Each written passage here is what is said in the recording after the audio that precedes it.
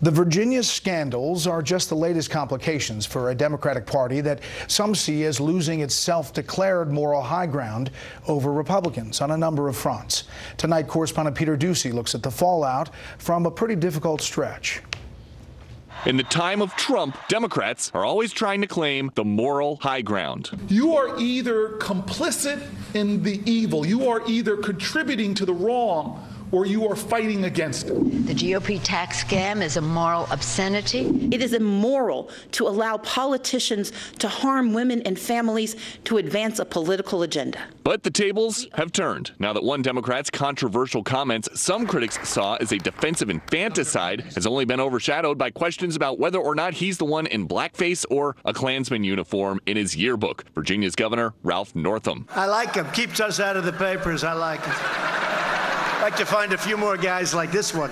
You might find some up the street in a Congress consumed by questions about racism in the Virginia governor's past and allegations of sexual misconduct in the lieutenant governor's past. I don't know what all the right answers are, but I don't think the Democratic Party's ignored it. So, to my Democratic colleagues, I think many of them have risen to the occasion. Then there's the issue of Ilhan Omar, the Democratic congresswoman now apologizing for anti-Semitic comments. It's anti-Semitic and there's anti-Israel hate that's infiltrating American politics. We're seeing it on college campuses.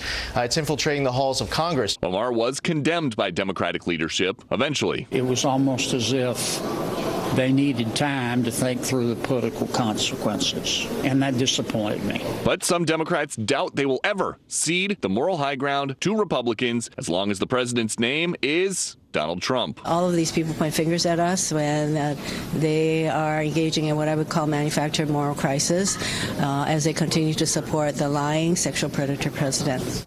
But regardless of who has the high ground heading into 2020, these scandals are high on the front pages of newspapers across the country, which could complicate campaigns of Democrats lining up to challenge President Trump.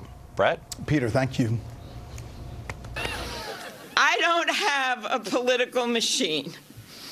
I don't come from money. But what I do have is this. I have grit. She had grit, but not an umbrella there in that announcement. Let's talk more about the presidential race with one of the Democrats who just joined the fray. Minnesota Senator Amy Klobuchar made it official Sunday. Senator, thanks a lot. Thanks, Brett. And I'm glad you're doing well and you're on the mend after that accident. You should have the sore throat, too. No, thank you very much for the accident. It was fun to see my hair turn white in 20 minutes. It felt like you could watch yourself getting old. Yeah. I've heard you list all the bipartisan pieces of legislation you've authored, worked on, sponsored. I've seen lists of quotes from Republicans, which probably don't help you in your race. But here's some reporting from one of your hometown papers, the Star Tribune. Asks, is she progressive enough to win the nomination at a time when the party's most liberal wing is ascendant? Her voting record is safe. It's very centrist. And that's just not what we're about. We need somebody that's a champion. So are you liberal enough for your party? I believe in progress, and that's being progressive. But what I really also believe in is that we need to stop governing from chaos and move to opportunity. And these are views and values not just consistent with my party, but also with America. I think that we need to do better in terms of making our economy work better for everyone. I think we need to pass comprehensive immigration reform. And I look at this as not just a moral issue, I actually look at it as an economic issue. When you look at, in my state, we need workers for some of the jobs, especially in our rural areas. We have a 2.8% unemployment rate.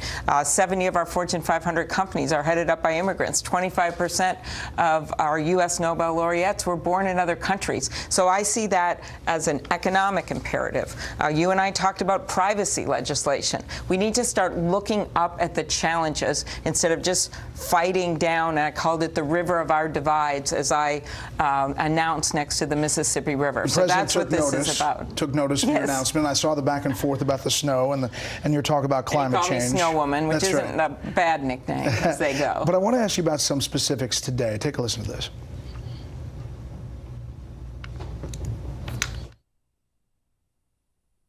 The biggest proponents of open borders are rich liberals and wealthy donors.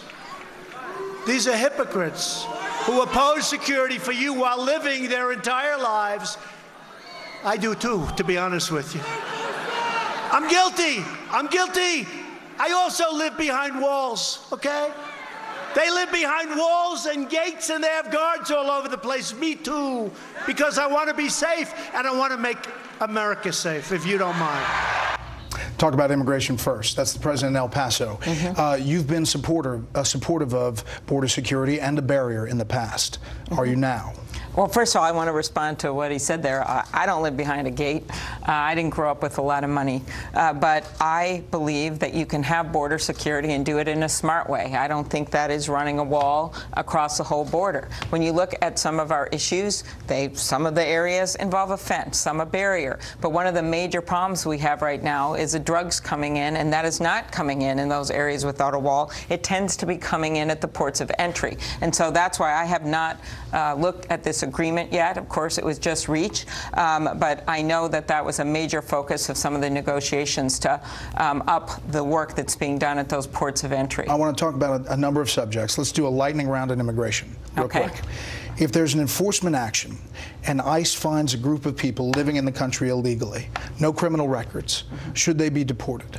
Well, I would like to see in the long term a path to citizenship, all right? And so that way, if you have people that don't have a criminal record, they wouldn't be deported. And what's bothering me right now, and if they've been here for a number of years, if they have learned English, all the things that we've had in the comprehensive immigration bill, which, by the way, was supported by Grover Norquist, because it would have brought the debt down by $158 billion. If there's a family, their visa expires, they have 3 kids, should they be deported?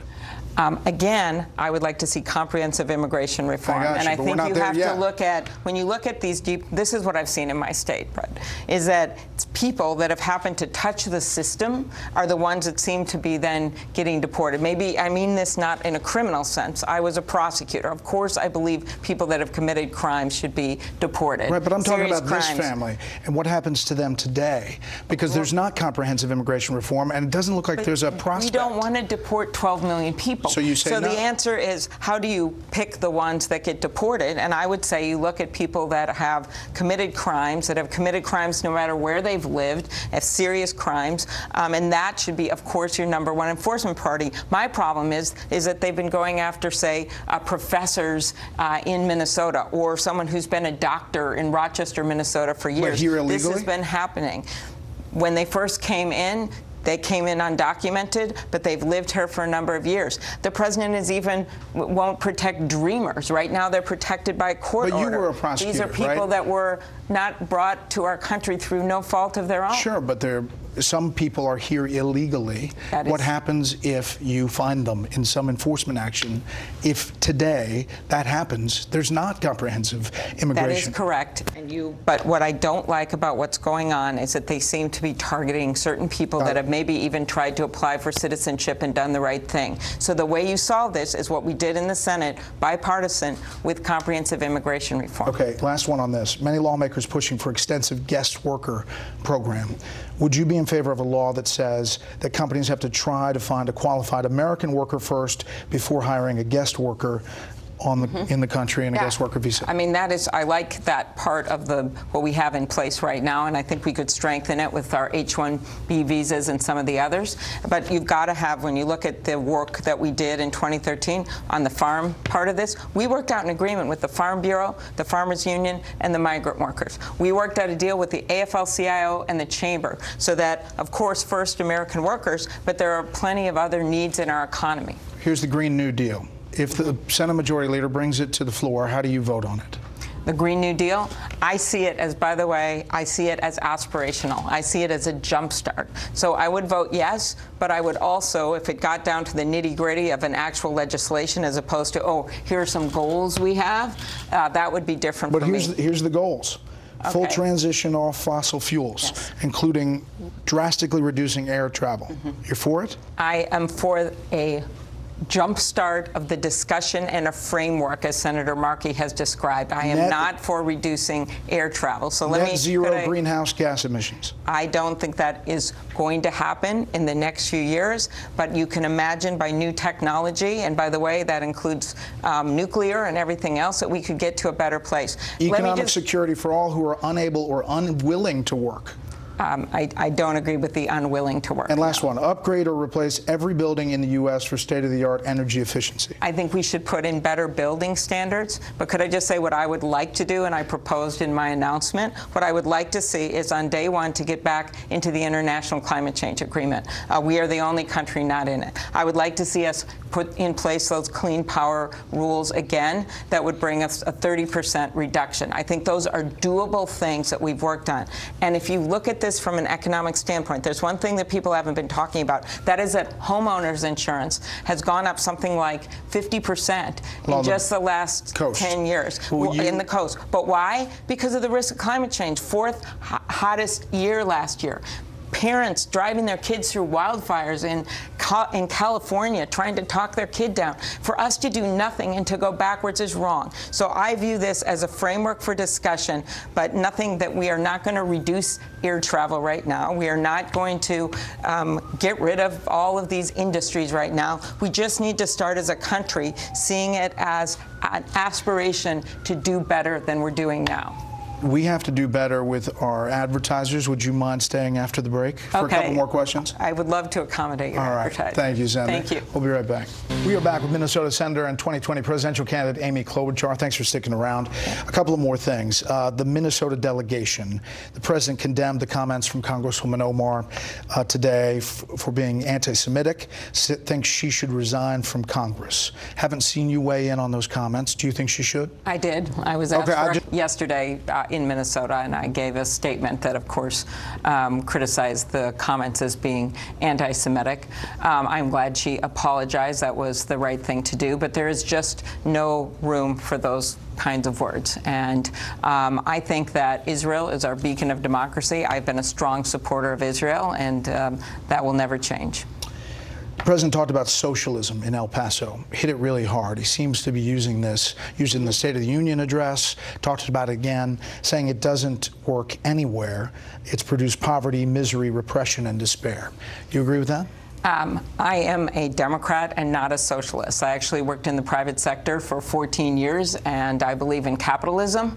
I just believe that you also need a strong government that looks at things like, well, if you have all monopolies and you've got no competition, you got to have antitrust laws. That's the founders of our country believe that. I believe you need consumer laws to protect people, and it's always a balance in how you do that. But you also have to have our country was founded on a strong economic system, and I believe in competition and capitalism. There have been a number of stories about how you deal with your staff. I've heard you answer the questions, that you expect a lot, that you're a tough boss. You concede that.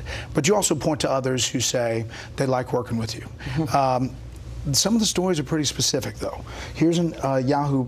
A number of former staffers, both male and female, describe a workplace environment governed by fear and dread, one in which Klobuchar treated her Capitol Hill staffers with cruelty and humiliation while fixating on seemingly minor issues. The Huffington Post says that Senator Reid rebuked you for mistreatment of your staff in 2015. Is that true? I called Senator Reid when I heard this, and he doesn't remember that, and I don't remember that either. And I so where's all this coming from?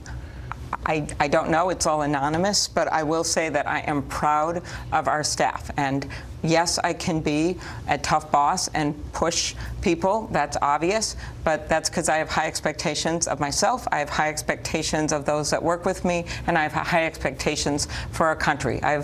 My chief of staff has worked for me for 6 years, my state director for 7 years, my campaign manager for 14 years. Ever throw a binder at anybody? If you look at that story, I think you'll see it said something about me throwing a binder down, so you think not this is at just someone. Out to kind of give you a negative perception as you roll out this presidential run?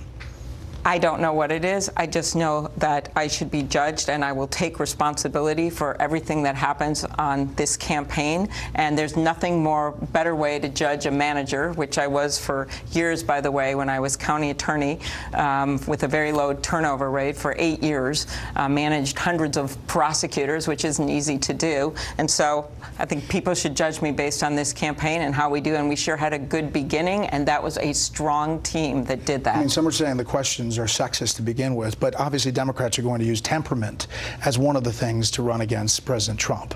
So do you have the temperament to be president? I do.